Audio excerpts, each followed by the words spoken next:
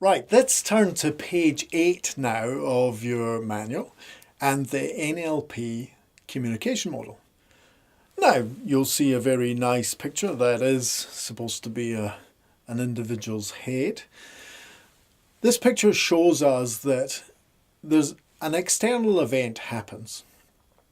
Any external event. Good external events, bad external events. The external event of you having the experience watching me on this video.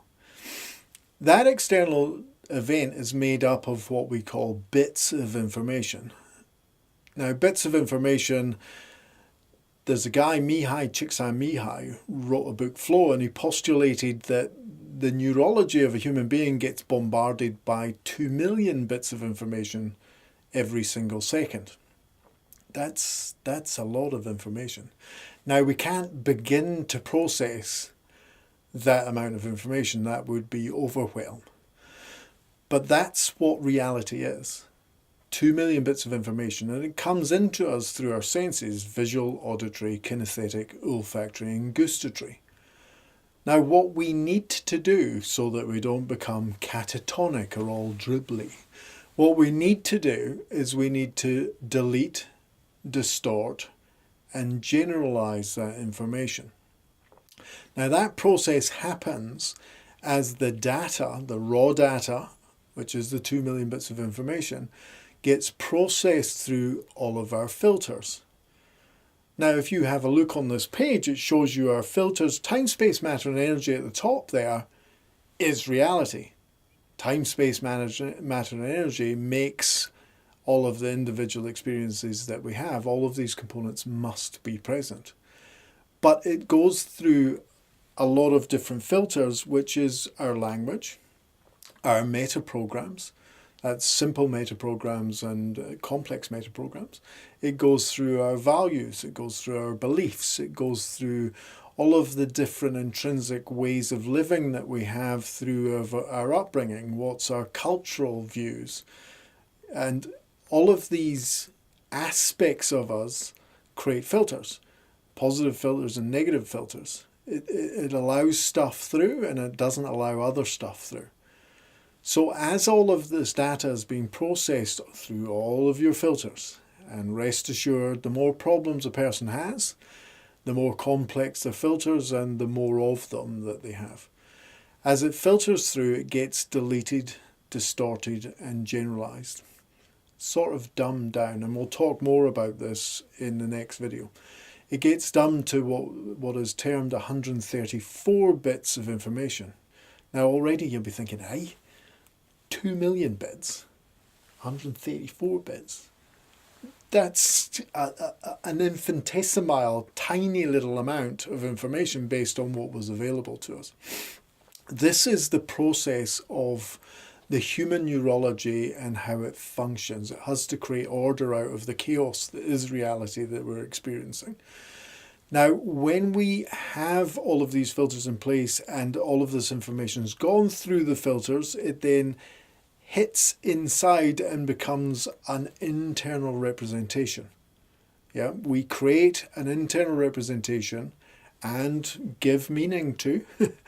So the internal representation that we create for ourselves is also visual, auditory, kinesthetic, olfactory, and gustatory, but it has that additional component which is audio-digital. Now, audio-digital is our self-talk. It's how we explain to ourselves what's the meaning of the reality that we're experiencing. Once we've created our internal representation, that then creates for us a state. Now, that state can be a reasonably bland, nondescript state if it's not a particularly important experience.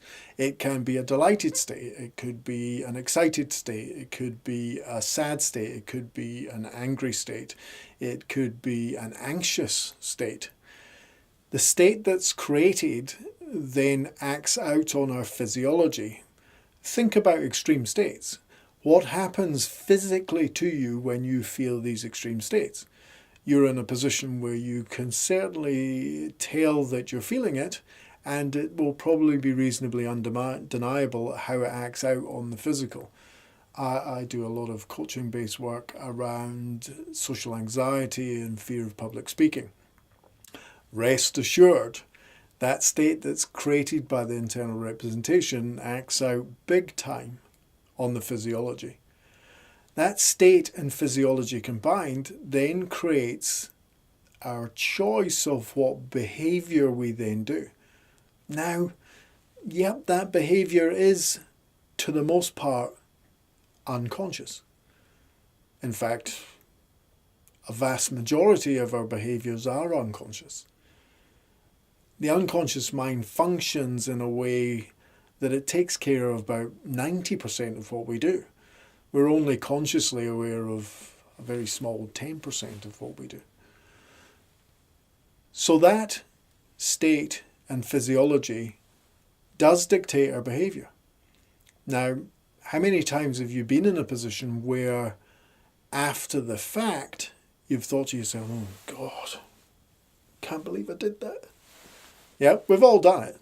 We've all done behaviours which ran unconsciously for us, and only after it looked at it and thought, that wasn't ideal. Wasn't the best outcome that I could have achieved if I'd interacted with it in a different way.